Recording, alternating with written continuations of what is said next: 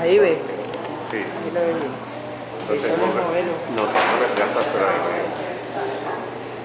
Buenos días para todos.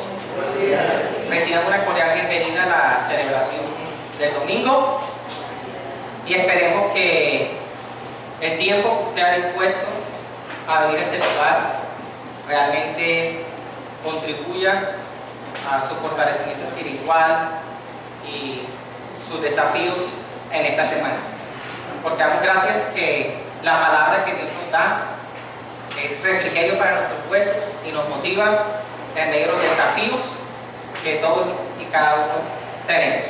Entonces hoy tengo el privilegio de apoyar la predicación de la palabra y darle gracias a Dios porque Él es bueno y para siempre su misericordia.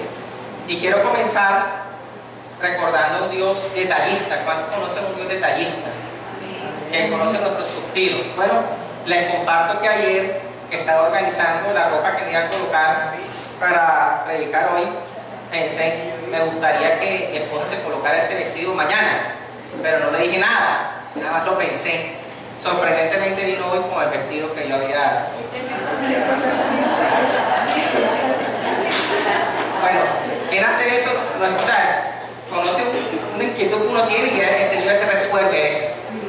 Bueno, vamos a desarrollar en esta mañana un tema que se titula La importancia de hacer la voluntad de Dios. Y el pasaje que hemos seleccionado para desarrollar ese tema se encuentra en el primer libro de Samuel, capítulo 31, del 1 al 13. Pero primero quiero que brevemente, por ejemplo, Ismael me digas qué te transmite esa imagen. Una dirección, una guía para llegar más a la voluntad. Te ubica. Exactamente. Pronto no se ve muy claramente, pero dice la voluntad de Dios, dice mi voluntad. ¿Sabes? Una flecha, ¿sí? Un direccionamiento, la voluntad de Dios, y otro totalmente opuesto a la voluntad de Dios. ¿Ves? Que sea Dios dirigiéndonos. Vamos a leer la porción bíblica. Vamos a ubicarla en 1 Samuel, capítulo 31, del 1 al 13. Los filisteos pues pelearon contra Israel, y los de Israel huyeron delante de los filisteos, y cayeron muertos en el monte de Gilboa. Y siguiendo los filisteos a Saúl y a sus hijos, mataron a Jonatán, a Abinadab y a Malquisúa, hijos de Saúl.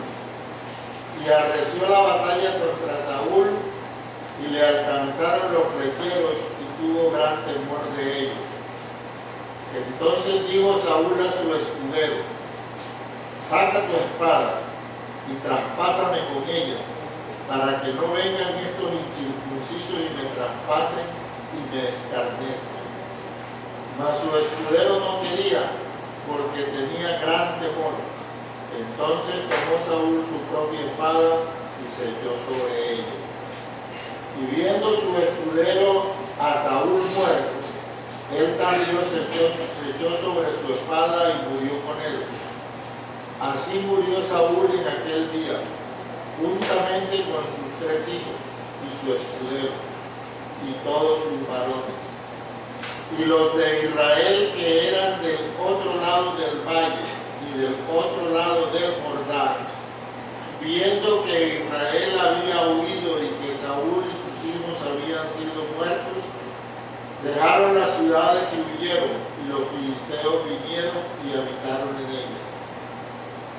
Aconteció al siguiente día que viniendo los filisteos para despojar a los muertos, hallaron a Saúl y a sus 3 hijos tendidos en el monte de Gilboa, y le cortaron la cabeza, y le despojaron de las armas, y enviaron mensajeros por toda la tierra de los filisteos para que llevaran las buenas nuevas al templo de sus ídolos y al pueblo.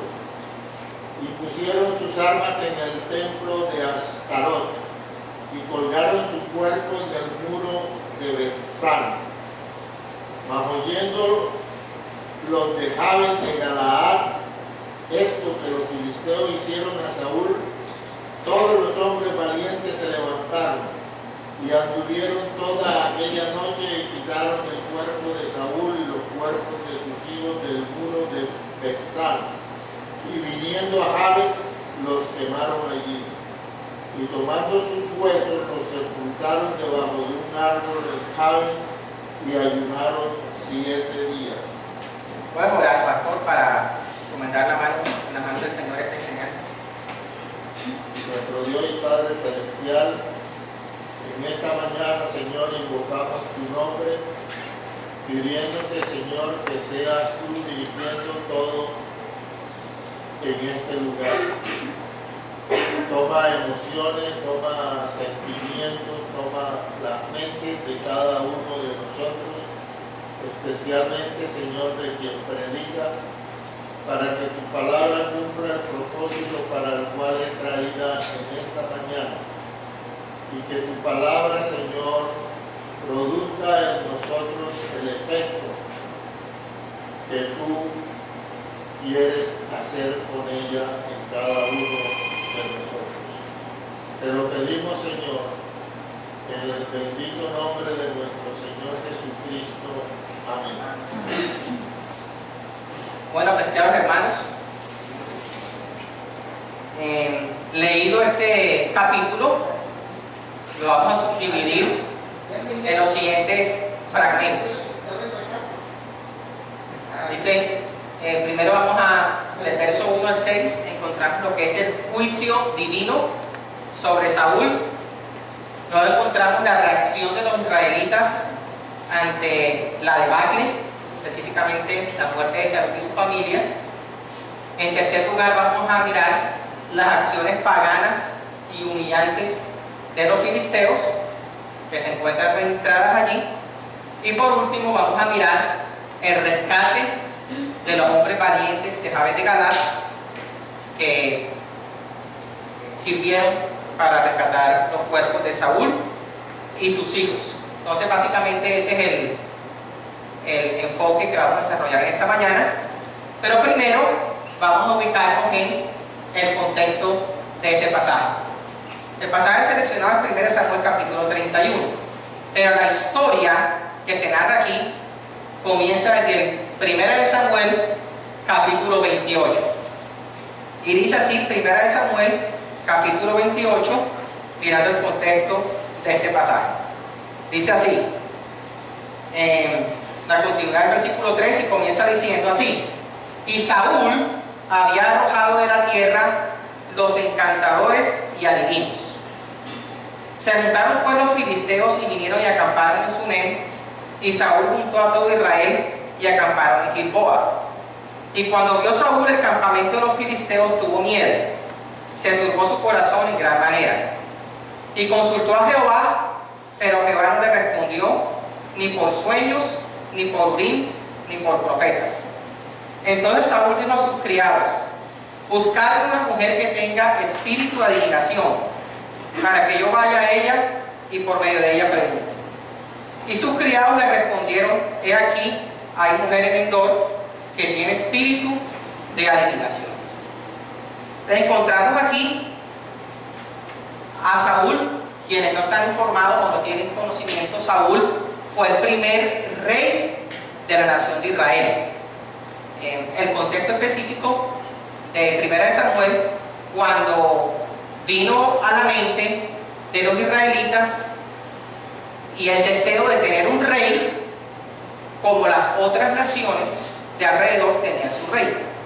Entonces Israel, al querer imitar la conducta y la visión de los pueblos de alrededor, le pidió a Samuel que también querían tener un rey que gobernara sobre ellos. Entonces Samuel dice, se pone triste el profeta Samuel y dice que no te desanimes, Samuel, porque no te han desechado a ti, me han desechado a mí para que no reine sobre ellos. Entonces el primer rey que Dios provee para la nación de Israel es este personaje que encontramos aquí, que se llama el rey Saúl, y lo hemos tomado como referencia para estudiar este tema acerca de la voluntad de Dios. Lo primero que dice en el versículo que acabamos de leer es una conducta correcta de Saúl. ¿Cuál fue su conducta? Durante su monarquía, que duró aproximadamente 32 años. ¿Qué dice allí? Que Saúl había arrojado de la tierra a los encantadores y adivinos. Ahí la tierra se refiere al territorio comprendido por la nación de Israel. ¿Por qué hace eso? Porque según la ley de Moisés dice claramente que para Dios todas esas prácticas son abominables. Entonces Saúl, conociendo de antemano lo que decía la Escritura, toma esa decisión en algún momento de su labor o su función como rey. No obstante, encontramos aquí un contraste. Dice así: se juntaron pues los filisteos y vinieron y acamparon en Sunem, y Saúl juntó a todo Israel y acamparon en Gilboa. Y cuando vio Saúl el campamento de los filisteos, tuvo miedo y se turbó su corazón en gran manera. Tuvo miedo porque los filisteos lo sobrepasaban en número. Era un ejército mucho más poderoso y mucho más armado, por decirlo así, con armas. Entonces, lógicamente, él, al ver ese campamento numeroso, constituye una amenaza para el pueblo de Israel. Entonces, él tiene miedo y se turba su corazón en gran manera. ¿Cómo decide enfrentar esa situación? Consultó a Jehová. Pero sorprendentemente dice aquí que Jehová no le respondió, ni por sueños, ni por Urim, ni por profetas. Esas tres maneras que están allí, ni sueños, ni por Urim, ni por profetas, era la manera en que Dios se comunicaba con los reyes para orientarles cuando tenían que enfrentar o tomar una decisión que no estaba contenida en la escritura que ellos tenían. Entonces, por ejemplo, si un rey de Israel iba a una batalla, ellos consultaban a Dios y Dios les hablaba por el profeta o de alguna manera si iban o no a la batalla. O sea, en la escritura que Saúl no decía irás a la batalla contra este pueblo así específico. Pero cuando ellos consultaban, el rey consultaba a Dios, Dios se manifestaba de esa manera. Por sueños, ni por Urim, ni por profetas. Lo extraño un poquito ahí es el Urim, que básicamente se podía comparar con un método de suertes. ¿Okay? Entonces, esa era la manera que Saúl estaba esperando que Dios le contestara, que Dios le respondiera qué hacía, si se iba a la batalla con los filisteos o no. Pero ¿qué sucedió? Dios no le respondió. ¿Qué decisión tomó Saúl?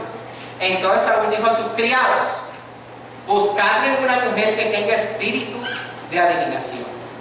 ¿Qué había hecho Saúl en algún principio de su monarquía? ¿Qué hizo? Los había arrojado. ¿Pero qué está haciendo ahora Saúl? Está andando en contravía a lo que en un momento era su vía natural. Buscar una mujer que tenga espíritu de adivinación para que yo vaya a ella y por medio de ella pregunte. Y sus criados le respondieron: he aquí una mujer idol que tiene espíritu de adivinación. Entonces ahí, si usted lee todo el capítulo 28, ahí encuentra que Saúl se disfrazó y todo, y sucede algo sobrenatural que de pronto no se encuentra una explicación, pero efectivamente la mujer, Samuel aparece. Y qué triste que, de acuerdo al capítulo 31, donde muere Saúl, ya en esa intención que tuvo Saúl de saber, entre comillas, la voluntad de Dios, ya Dios le dijo en ese momento que iba a morir. A través de Samuel, que le dijo que tú estarás conmigo y tus hijos estarán conmigo. Entonces vemos aquí un contraste entre hacer la voluntad de Dios y una decisión totalmente contraria a la voluntad de Dios. Ahora, esa decisión que tomó Saúl ahí, y muy concretamente que Dios no le respondió, fue porque ya había llegado el colmo de las decisiones de Saúl en contravía a la voluntad de Dios. Como por ejemplo cuando Dios le había indicado: ve y destruye a Amalek con todo lo que tiene, porque cuando el pueblo de Israel iba directo a la tierra prometida, se opuso. Saúl, ¿qué hizo? No cumplió la voluntad de Dios, perdonó lo mejor de las ovejas y al rey, etcétera, etcétera. Y otra serie de actuaciones que se vieron en Saúl en contravía a la voluntad de Dios. Entonces Dios está aquí enojado. Está enojado Dios con Saúl porque él ha abusado de la misericordia de Dios. Y Dios le dio varias oportunidades a este rey, pero no las tomó. Entonces vemos aquí un camino, y en realidad ese capítulo 31 es bastante triste porque se describe la muerte nada más y nada menos del primer rey de Israel y de sus hijos. ¿Ya? Entonces, para mostrarles que ese es el contexto del capítulo 31. Ya la amenaza del pueblo de Israel de los filisteos estaba sobre el pueblo de Israel. Ok, siguiente. Ahora vamos a mirar un pequeño resumen del capítulo 31, específicamente el versículo 1 al 6. Dice así: dentro del ejército israelí cayeron muertos en el monte. Digamos que Dios no los estaba respaldando en esa batalla. El pueblo de Israel muchas veces había derrotado a los filisteos, pero en este caso Dios se ha apartado de ellos, y por eso dice la escritura que los israelitas cayeron muertos allí. Los primeros que mueren son los 3 hijos de Saúl. Dice allí en el versículo 2: y siguiendo los filisteos a Saúl y a sus hijos, mataron a Jonatán, a Abinadab y a Malquisúa, hijos de Saúl, que de acuerdo a la dinastía eran los herederos al trono de Israel. ¿Sí? Pero mueren allí en esa batalla contra los filisteos. También encontramos que Saúl es gravemente herido en la batalla, posiblemente por las flechas de los filisteos. Y al quedar mal herido, dice que Saúl tenía un temor.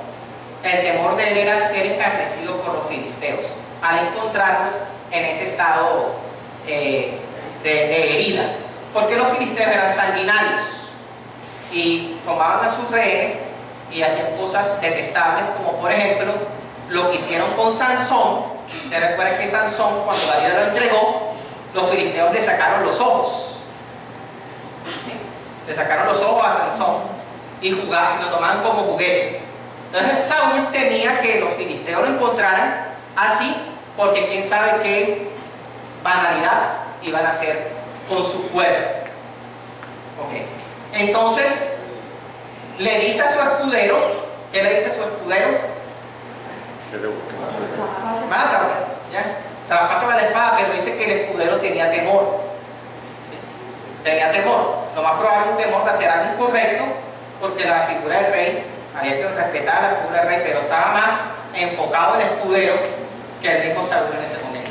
Entonces Saúl, tristemente, este rey de Israel, al ver que su escudero, y por temor a ser escarnecido, toma la decisión triste de ¿qué? De suicidarse. Mire ese desenlace tan triste, ¿verdad?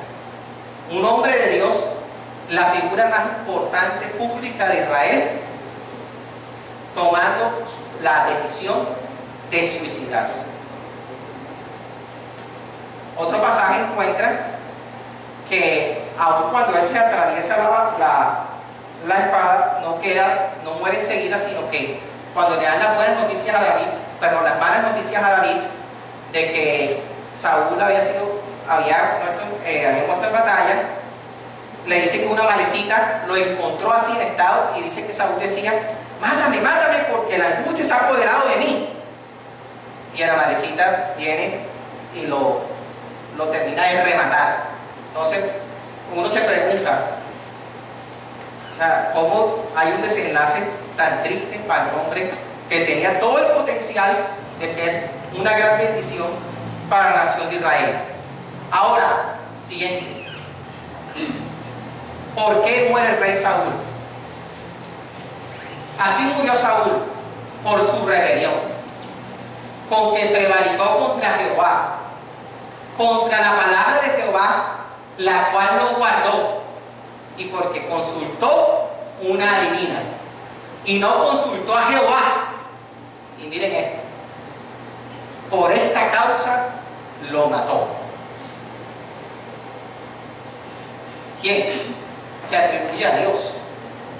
Por esta causa lo mató y traspasó al reino a David, hijo de Isaí. ¿Qué quiere decir que Dios mató a Saúl? Saúl fue desobediente y abusó de la misericordia de Dios. Jehová de los ejércitos retiró su cuidado y su protección, dejando a Saúl a su libre voluntad. ¿Está bien, Saúl? Tú quieres seguir viviendo conforme a tu propia voluntad, entonces sigue vivo. Entonces Dios le retiró el cuidado y la protección y muere Saúl. Humanamente Saúl muere por sus desobediencias, pero era un juicio de Dios. Estaba desenfocado. Juicio de Dios. La disciplina que Dios aplica a sus hijos puede llegar a practicarle la muerte. Entonces dice con que prevaricó. La palabra prevaricó tiene varios significados en la Biblia, pero uno que me gusta es que porque traicionó la confianza que Dios había puesto sobre él como monarca de Israel, sabiendo cuál era su función como rey y sus deberes. Dice que abusó y vivió en contravía a la voluntad de Dios, como dice allí, fue rebelde contra Jehová, no guardó, y porque consultó una adivina y no consultó a Jehová. Aunque dice que cuando la batalla contra los filisteos consultó a Jehová, podemos decir que ya Dios sabía que el corazón de Saúl no estaba sinceramente conectado con Dios. Entonces le dice, no consultó a Jehová y traspasó ya no ni a Jonatán, ni a Nadab, ni a Abisúa, sino el reino a David, hijo de Isaí. Saúl fue desobediente. Y lo triste de todo esto es que mueren también Jonatán, Abinadab y Malquisúa, que no tenían como responsabilidad en eso, porque el que la había en contravía era Saúl. Pero como ya Dios había establecido que la conducta del rey, si el rey no se mantenía firme en su vocación como rey, monarca de Israel, en lo que debía hacer, entonces su descendencia no sería bendecida. Entonces tenía que morir los herederos por el juicio de Dios, Jonatán, Abinadab, para que entonces David si fuera el nuevo rey de Israel. Entonces, apreciados hermanos, aquí tenemos el verdadero diagnóstico de la condición espiritual de Saúl y por qué muere miserablemente. Pero fue un juicio de Dios. Ahora, ¿ustedes creen que Saúl sabía lo que hacía? O sea, ¿era consciente de lo que debía hacer? Siguiente. ¿Qué condujo a Saúl a este terrible destino? Miren lo sorprendente de esto. Cuando hayas entrado a la tierra que Jehová tu Dios te da y tomes posesión de ella y la habites y digas, pondré un rey sobre mí como todas las naciones que están en mis alrededores. No había todavía el pueblo de Israel. No se le había venido el pensamiento del pueblo de Israel de decir, queremos rey, y ya Dios conocía eso. Ya Dios sabía que el pueblo de Israel iba a desechar a Dios e iba a poner un rey sobre ellos. ¿Cómo le parece para Roberto eso? Bueno, Entonces, pondré un rey sobre mí, como todas las naciones que están en mis alrededores. Y cuando el rey se siente sobre el trono de su reino, entonces escribirá para sí en un libro una copia de esta ley, del original, que está en cuidado de los sacerdotes levitas, y lo tendrá consigo. ¿Y qué debe hacer ese rey que se sentaría en el trono de Israel con ese libro de la ley? Y leerá en él todos los días de su vida. ¿Para qué? Para que aprenda a temer a Jehová su Dios, para guardar todas las palabras de esta ley y estos estatutos, para ponerlos por obra, para que no se eleve su corazón sobre sus hermanos, ni se aparte del mandamiento a diestra ni a siniestra, a fin de que prolongue sus días en su reino. ¿Y qué dice después? Él y sus hijos en medio de Israel. Ahí estaba una cosa viejísima ya de Deuteronomio. Ya Dios le había mostrado claramente cuál era la conducta espiritual que debería tener cualquiera que fuera el rey nombrado en Israel. Tener esa copia y leer en él todos los días de su vida. ¿Qué crees tú, hermano Edgar, que hizo Saúl con base a esa ordenanza? Que no la hacían porque no actuaba conforme a la voluntad de Dios. Pero la sabía. La sabía, pero... Porque dice que votó a los adivinos y los encantadores. ¿Sí? O la aplicaba a su conveniencia, lo que sí, una cosa sí y otra se la reservaba. Comenzó bien. O sea, hacía cosas, tenía momentos de lucidez espiritual. ¿Ya? Pero una de las cosas sorprendentes es que, por ejemplo, Saúl le gustaba mucho a Saúl? Quedar bien delante de la gente, en contraste de quedar bien ante Dios. Tremendo. Entonces, ahí está. Eso fue lo que condujo a Saúl al terrible destino. Haber descuidado lo más importante de él como monarca. Tener la dirección y la aplicación de la palabra de Dios en su vida. Entonces es triste como un hombre de Dios, potencial hombre de Dios, un líder, varón tremendo, pero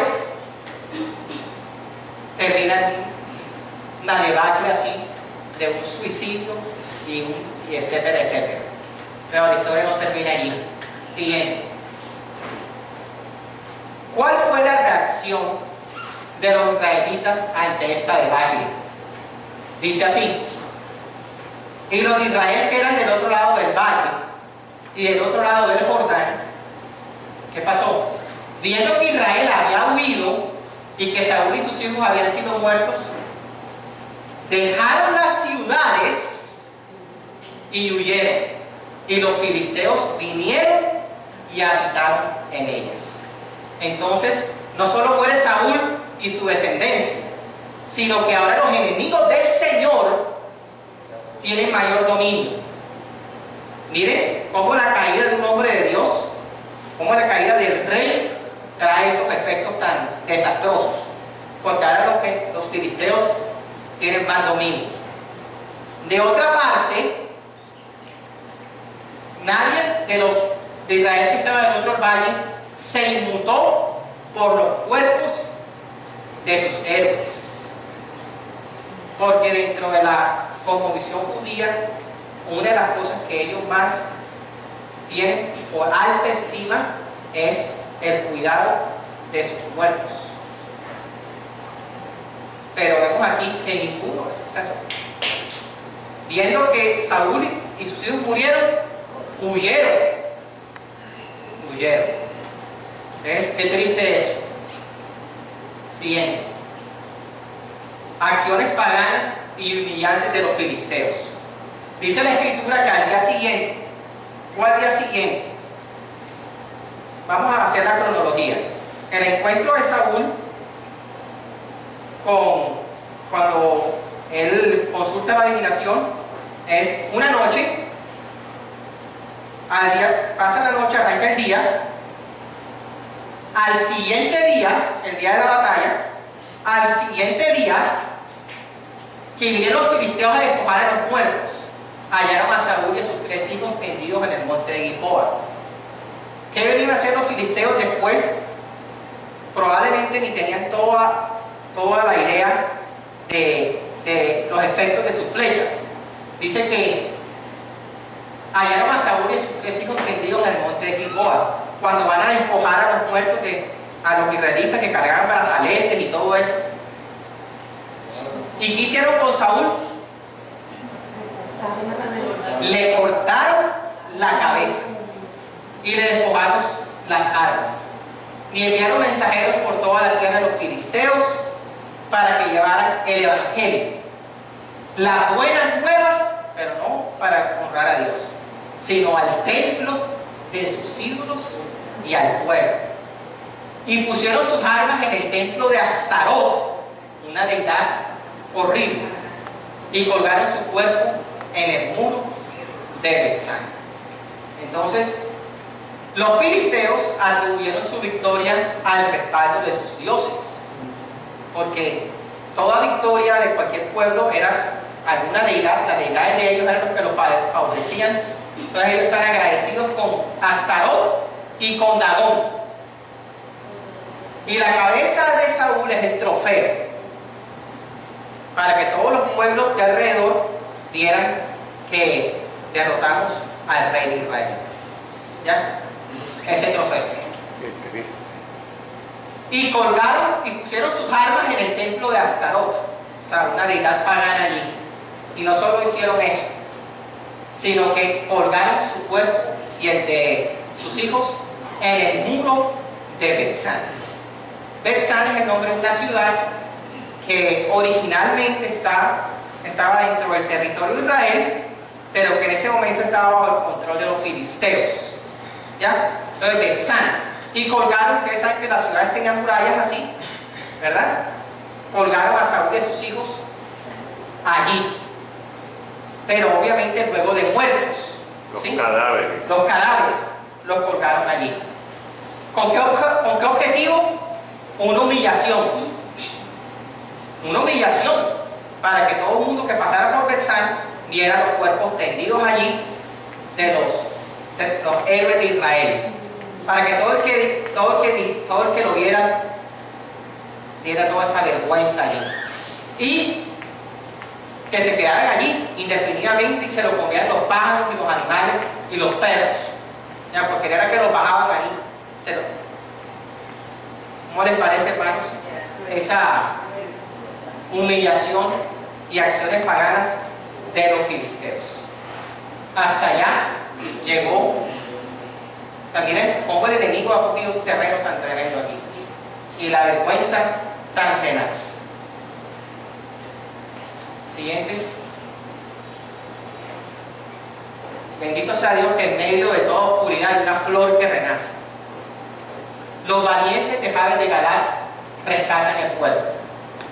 Mas oyendo los de Jabes de Galaad esto que los filisteos hicieron a Saúl, ¿qué oyeron? Decapitado, que colgado del cuerpo. Ok, pero ¿qué habían los de Israel, los otros de Israel que huyeron? ¿Sabían o no que Saúl y esta gente habían muerto allí? Sí sabían. O sea, al ver a Saúl muerto, pero no se inmutaron. No se inmutaron, no hicieron nada. Pero bendito sea el Señor por estos hombres que están aquí. En contraste a todo lo anterior, una gente un poco extraña que de pronto no se menciona en la Escritura. Dice, mas oyendo los de Jabes de Galaad, esto que los filisteos hicieron a Saúl, todos los hombres valientes se levantaron, o sea, se pusieron de acuerdo y anduvieron toda aquella noche y quitaron el cuerpo de Saúl y los cuerpos de sus hijos del muro de Betzán, y viniendo a Jabes los quemaron allí, y tomando sus huesos los sepultaron debajo de un árbol en Jabes y ayunaron 7 días. En contraste, los israelitas que huyeron, un grupo de valientes israelitas en el transcurso de una sola noche, porque fueron hasta Betzán y regresaron. Eso más o menos, viendo la geografía, implica un desplazamiento de 40 kilómetros. En el transcurso de una sola noche, fueron hasta Betzán, atravesaron el Jordán y regresaron a Jabes de Galaad, a fin de quitar los cuerpos del muro y ofrecerle la sepultura. Entonces, hermanos, un ejemplo, porque ¿qué cree usted que hubiera pasado, hermano Edgar, si hubieran sorprendido a estos hombres valientes de Galaad bajando los cuerpos del muro de Betzán? También hubieran sido objeto de sacrificio y los hubieran matado también. Pero a costa del riesgo, se esfuerzan detrás de hacer algo admirable. Pero miren cómo el Espíritu Santo es tan increíble que muestra a Saúl y aquí por un lado y pinta aquí a los de Jabes de Galaad. ¿Cómo te parece, Rosita? Tremendo artista el Espíritu Santo, ¿verdad? Entonces dice aquí los cuerpos del muro y ofrecer sepultura. Entonces yo me hice una pregunta, yo pienso que usted también se puede hacer esa pregunta. ¿Qué impulsó? ¿Qué motivó para que los de Jabes, estos valientes, hicieran este acto heroico?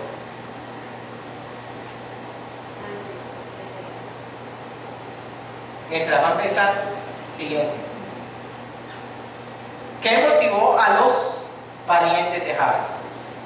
En uno de los momentos lúcidos de Saúl, dice que años atrás los pobladores de Jabes de Galaad recibieron el auxilio del rey Saúl cuando los amonitas intentaron invadir su territorio. La historia aparece en 1 Samuel capítulo 11. Terminó la amenaza amonita y los de Jabes de Galaad hagamos alianza. Entonces los amonitas dicen, bueno, hacemos una alianza con el requisito de que se le saque un ojo a todos los varones de Israel, a todos los varones de Jabes de Galaad, que quedaran tuertos. Esa noticia llegó a oídos de Saúl y Saúl movió los ejércitos de Israel y salvó a esta población de Jabes de Galaad de esa barbarie. Entonces, ¿qué motivó a los valientes de Jabes? Gratitud. Gratitud, hermano. ¿Sí? Una gratitud tan grande tenían ellos que no sabemos cómo probablemente las noticias se corrieron en Israel. ¿Cómo le llegó a ellos la noticia de que eso habían hecho con Saúl? La noticia corrió, pero no solamente lo cubrieron, pero nadie hizo nada. Pero esta gente tenía algo en su corazón. Y esa gratitud que tenían los impulsó a hacer ese acto notable. Pero no solamente la gratitud, hermanos. Hay algo más. ¿Qué motivó también a los valientes de Jabes? Esto es tremendo, hermanos. Que todo está en la Escritura, hermanos. Todo está en la Escritura. Y nada pasa porque sí. Dice así, Deuteronomio 21, 22, 23. Si alguno hubiere cometido algún crimen digno de muerte y lo hicieres morir y lo colgares en un madero, no dejaréis que su cuerpo pase la noche sobre el madero. Sin falta lo enterrarás el mismo día, porque maldito por Dios es el colgado, y no contaminarás la tierra que Jehová tu Dios te da por heredad. Entonces, en el antiguo Israel dice así: si alguno hubiera cometido algún crimen digno de muerte, ustedes saben, hermanos, que en el antiguo Israel había pena de muerte. Los adivinos, los adúlteros. De hecho, ustedes saben que María, la madre de Jesús, por ser sorprendida en estado de embarazo, podía morir apedreada. Esa es la pena de muerte en Israel. ¿Ok? ¿Y por qué esa medida así? Como disuasivo, para que la gente aprenda que el pecado es grave. Así era la manera de pensar en esos días. Si alguno hubiera cometido algún crimen digno de muerte, adivino, traicionero, asesino, y lo hicieres morir, la manera en que, más que todo, esa pena capital era por apedreamiento, por lapidación, ¿ya? Entonces pone que una persona era un adivino, por ejemplo, había practicado la adivinación. Entonces dice que, y lo hicieres morir, lo apiedran, lo lapidan, y por alguna situación lo cuelgas en un madero. Eso era una costumbre en la época de Moisés. No solamente el pueblo de Israel, sino las otras naciones colgaban a los perversos sobre maderos, pero la diferencia era que los dejaban que se los pudieran los animales ahí. Pero Dios, qué lindo es Dios, Robert, qué lindo es Dios. En contraste a las otras naciones, no dejaréis que su cuerpo pase la noche sobre el madero. Ahí está claro, sin falta lo enterrarás. Entonces, hermanos, lo sorprendente es que los de Jabes de Galat, a diferencia, o sea, que los pueblos de Israel, se nos olvidó la palabra, porque allí estaban. ¿Por qué se apresuraron los de Jabes de Galat? Acuérdense de esto. El día que lo cuelgan, esa misma noche los de Jabes de Galat van por ellos, porque iban a cumplir la palabra de Dios. Repite, Fer. Se apresuraron porque iba a haber un mandamiento, para que no se contaminara la tierra. porque esa desobediencia traía maldición sobre la tierra. Bárbaro esa gente. Los valientes Jabes de Galat se apresuraron a cumplir la voluntad de Dios. Tremendo, cosita. Entendiendo algo que solamente Dios entiende más que nadie: el respeto por la vida. Ahora, ahora, ¿creen ustedes que Saúl, con lo que hizo, con sus pecados, merecía la muerte? Sus pecados engendraron, pecado trae muerte. Pero, qué lindo es Dios, repite, el respeto por la vida le da ese mandamiento tan espectacular. ¿Ya? Porque maldito, y le ha presentado a Moisés tan tremendamente, porque maldito por Dios es el colgado. Porque los que eran colgados eran el más alto grado de humillación y vergüenza. Y no solamente para el que colgaban allí, pero ya muerto, sino para su familia. Entonces, lo que dice Deuteronomio no es crucifixión. No es crucifixión, porque primero morían y luego los colgaban. Muertos. Crucifixión fue un invento romano. Pero los judíos, al contrario, era una pena capital. Pero los avergonzaban allí. Pero ya repetí, estos hombres que leían más la Biblia que Saúl, seguramente conocían más la Biblia, estaban más enfocados, ¿ya? Tomaron esa decisión. Porque el hombre fue la imagen de Dios. Las otras naciones dejaban los cuerpos para las aves rapaces. Los morían apedreados con la horca y después los colgaban allí, que se los coman los perros y los animales allí. Pero Dios, el amor y la gracia de Dios, está bien la maldad, la perversidad, pero la vida es por encima de todo. Bueno, por último dice el pasaje, bueno, dice que los incineraron los cuerpos, ¿ya? No es costumbre en Israel eso de quemar los cuerpos, más bien los enterraban. Entonces la idea era que era una amenaza, hay que actuar rápido, porque podían ser sorprendidos. Entonces vinieron, quemaron los cuerpos de Saúl y sus hijos, probablemente en descomposición, y quedaron los huesos, y se fueron hasta Jabes de Galat, y los enterraron allí debajo de un árbol. Hasta en eso fueron detallistas, porque observamos a Saúl que una de las cosas que le prefería a Saúl que le gustaba a Saúl era estar en los árboles, cubierto bajo árboles. Y ahora increíble que los de Jabes de Galaad lo sepultan los huesos debajo de un árbol. ¡Qué especialidad! En la antigua Mesopotamia era costumbre hacer duelo durante 7 días, luego del fallecimiento de un familiar cercano. Que dice Génesis 50:10. Y llegaron hasta la era de Atat, que está al otro lado del Jordán, y endecharon allí con grande y muy triste lamentación. Y José hizo a su padre Jacobo duelo por 7 días. O sea, una costumbre, aunque no se legalizó con Moisés ni nada, no hizo un mandamiento o algo así. Los parientes de Galaad, ellos no eran parientes cercanos o sea, no tenían un parentesco cercano, pero hacen voluntariamente este ayuno y duelo como muestra de dolor, tristeza y respeto, lo cual refleja el gran aprecio que estos hombres sentían por el rey Saúl. Como una gran gratitud por lo que habían hecho por ellos.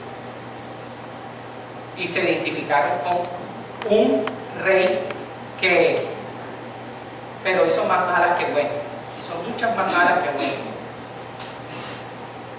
Hoy aún existen personas con ese tipo de sentimientos. Por ejemplo, el caso del señor Pablo Escobar, con todo lo malo que fue, hizo bien a alguna persona y esa persona le guardaron respeto y casi que lo convierten en un ídolo, en agradecimiento a lo que ese hombre hizo por ellos. El gran aprecio. ¿A dónde le llevó ese aprecio que sentían por Saúl? A exponer su vida y esforzarse y todo lo que hicieron. Pero ayunaron. Yo pensaba, qué locura es estar de duelo y estar en ayuno. Sacrificio tremendo. Pero así era el respeto que sentían por el ungido de Jehová. Porque David, cuando pusieron la oportunidad, aquí tienes tu enemigo, no mataré al ungido de Jehová. O sea, era el ungido por Dios y por medio de Samuel. Entonces, allí tenemos esa historia. ¿Qué aplicaciones podemos sacar?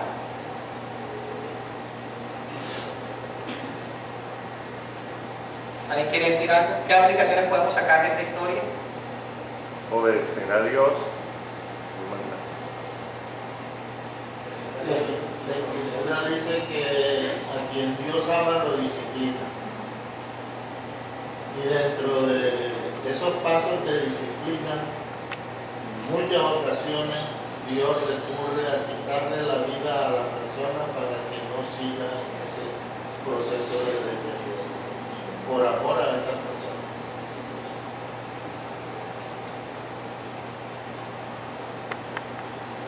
Que Dios es necesario tomar decisiones drásticas, toma. Y ahí está la necesidad de Dios.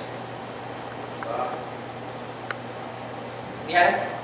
La desobediencia a Dios siempre trae graves consecuencias, no solamente para la misma persona, sino para las personas que están a su alrededor.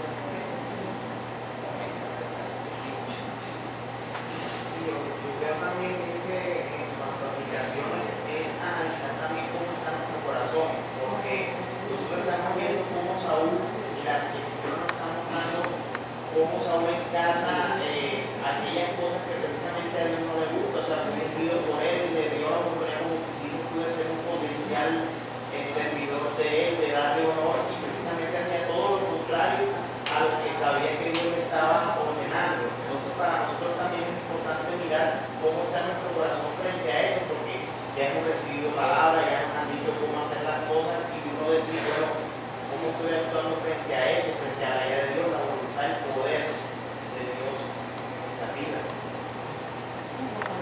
Otra cosa que trayéndolo a nuestro contexto actual es que cuando un gobernante se aparta de lo que Dios dice, trae mal sobre su propia vida, pero también trae mal sobre la nación a la cual gobierna.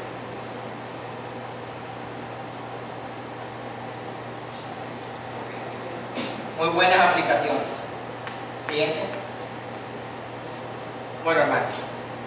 Gratitud por aquel que murió en la cruz. ¿Había gratitud en los de Jabes de Galat? Por un favor recibido. Ahora pensemos en lo siguiente. Mi hermana Marta Luz. ¿Cuánta gratitud deberíamos tener usted y yo por aquel que no cometió pecado, mas sin embargo se sacrificó por ti y por mí en la cruz del Calvario?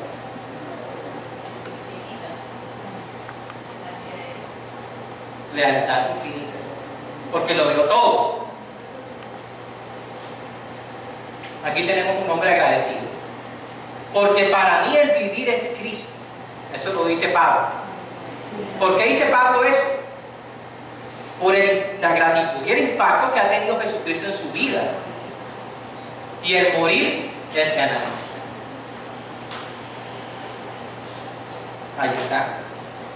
Para mí el vivir es Cristo, glorificar al Señor Jesucristo, servir a Cristo, y el morir es ganancia, lo cual puede ser mucho mejor de estar con Cristo. Pero luego él dice, pero prefiero quedarme aquí por servicio a ustedes. Tenemos el ejemplo de un hombre, el poder, hermano Muriel, el poder de la gratitud.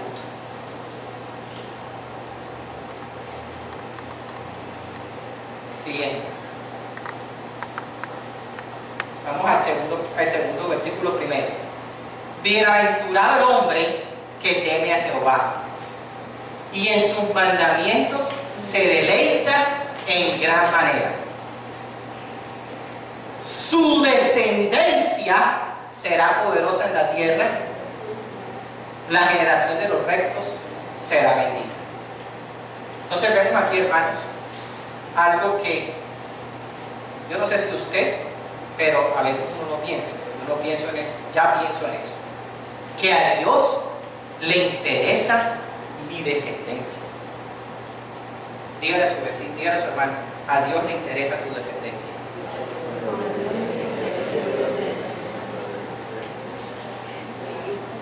Y quiere tocar esa vida tremenda. Entonces, su descendencia, miren esas palabras, será poderosa en la tierra. La generación de los rectos será bendita. Yo anoté allí posiciones de liderazgo, ejemplo e influencia. En contraste a la descendencia del rey Saúl. ¿Qué pasó con la descendencia del rey Saúl? Porque no temió a Jehová y se deleitó en sus mandamientos. ¿Qué hubiera pasado con Jonatán, Abisac y Malquisúa si Saúl hubiera guardado la palabra de Dios? Una descendencia poderosa. Posiciones de liderazgo, ejemplo. Entonces es una promesa, hermano. Si nosotros como varones, como líderes, le transmitimos a nuestros hijos y a nuestros nietos los principios de la palabra de Dios, no lo prometo yo, lo promete Dios, que esa descendencia será bendecida. Otra obligación que vamos tomando aquí es que el pueblo de Israel no tenía un rey humano, pero sí tenía un rey divino. Pero querían tener a alguien que ver, a alguien que los humanos que lo venían. Y a Dios no le agradó. Sin embargo, Dios se lo dio. Ellos pidieron su desgracia. Ellos mismos pidieron su desgracia que ellos no habían visto. Se le abre la puerta, se abre la puerta que el enemigo empieza a atacar la familia. No escuché eso. Pero, y también hay que ver que la condición del hombre es vulnerable, somos vulnerables. Por eso es que hay que depender de Dios todos los días. Sí, que el líder, el que está puesto en liderazgo, si no ejerce su liderazgo, un varón en una casa, si va a sonar fuerte lo que voy a decir, pero un varón que no asume su liderazgo en la casa como debe ser, con la palabra, trae maldición para la familia.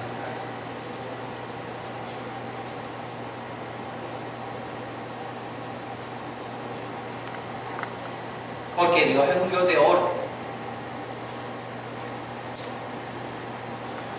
Pero es una promesa. Bienaventurado el hombre que teme a Jehová y en sus mandamientos, ahí lo dice, que no se equivoca, se deleita. Entonces, hermana Chachi, se deleita, se goza, que disfrute. Y además dice en gran manera. ¿Ya? A ese hombre, a esa persona, Dios le promete que su descendencia, no lo digo yo, Rosita, lo dice Dios, su descendencia será poderosa en la tierra y su generación será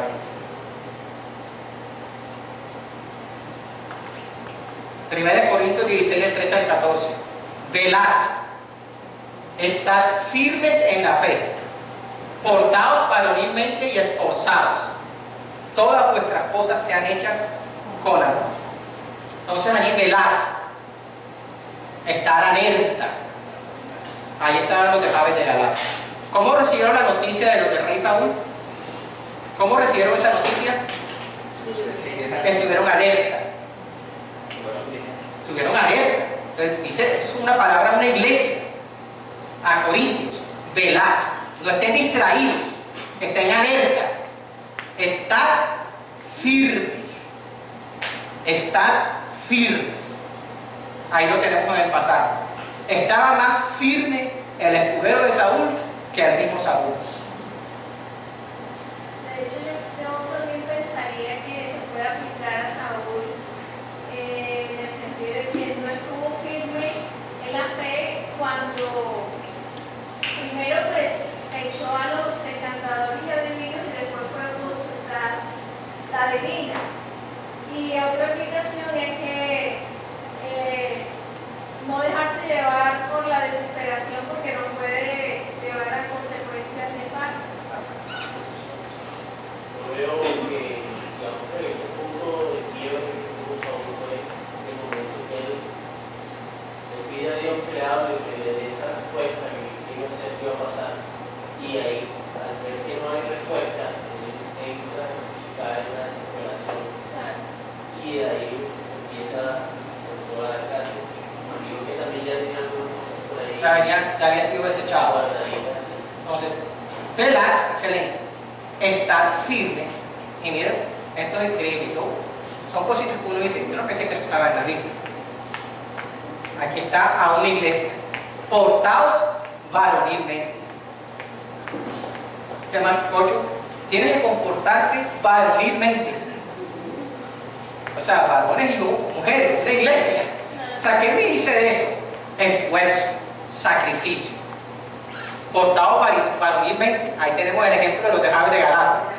Este es un versículo que en los tiempos de ahora cobra mucha importancia, porque estamos viendo personas creyentes que se están deslizando poco a poco hacia la apostasía. Y la palabra dice que no se presentará el hijo de perdición sin que antes se haya dado la apostasía. Y eso lo estamos viendo hoy en día. Por eso hay que estar firme en la fe. Portaos varonilmente y esforzados. Entonces ahí tenemos nuevamente a los de Jabes de Galaad que se portaron varonilmente y se esforzaron.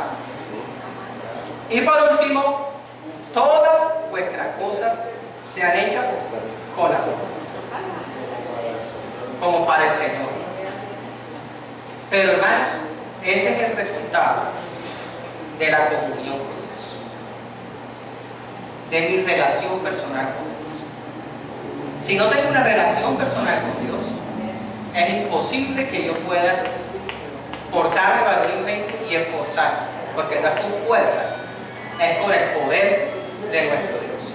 Y quiero finalizar, hermanos, con la importancia del acuerdo. Los de Jabes de Galaad se pusieron de acuerdo. ¿Y qué hicieron? Fueron detrás de algo importante. Entonces, hermanos, en el nombre poderoso de Jesús, ¿por qué ustedes y yo nos ponemos de acuerdo si estuviéramos unidos para hacer cosas por el reino de Dios?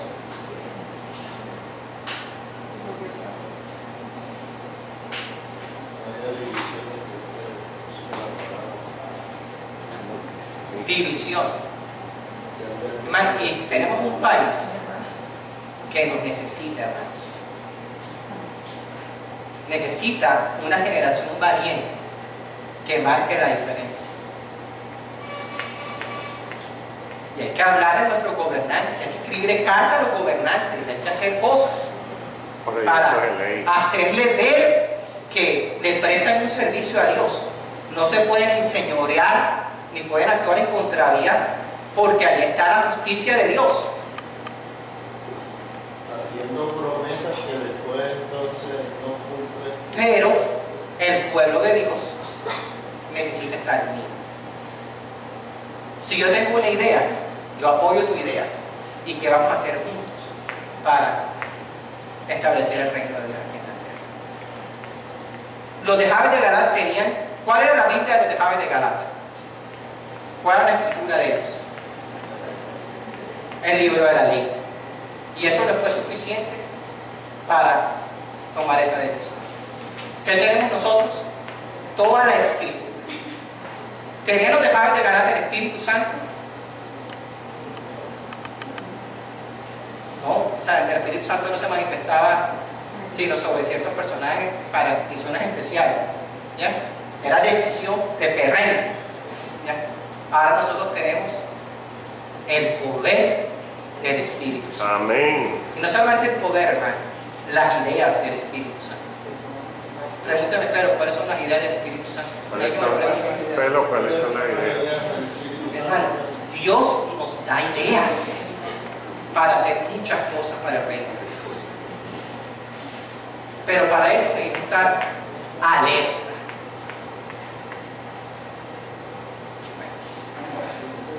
Amado Padre Celestial, te alabamos y te bendecimos y te damos muchas gracias por la oportunidad de revisar tu palabra, por la oportunidad de profundizar en estos pasajes que son de importancia para nuestra vida, y te pido en el nombre de Cristo Jesús que circuncides el prepucio de nuestros corazones, que nos des la motivación, Señor, de amarte a ti y de honrarte, porque tú, Señor Jesús, eres lo máximo en nuestra vida.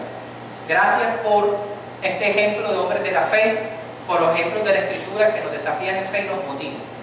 Que esta semana sea una semana especial, que esta semana sea una semana de decisiones, que esta semana sea una semana de proyectos y metas para tu gloria y alabanza. En Cristo Jesús. Amén y amén. Estamos despedidos. Dios los bendiga y mucho ánimo.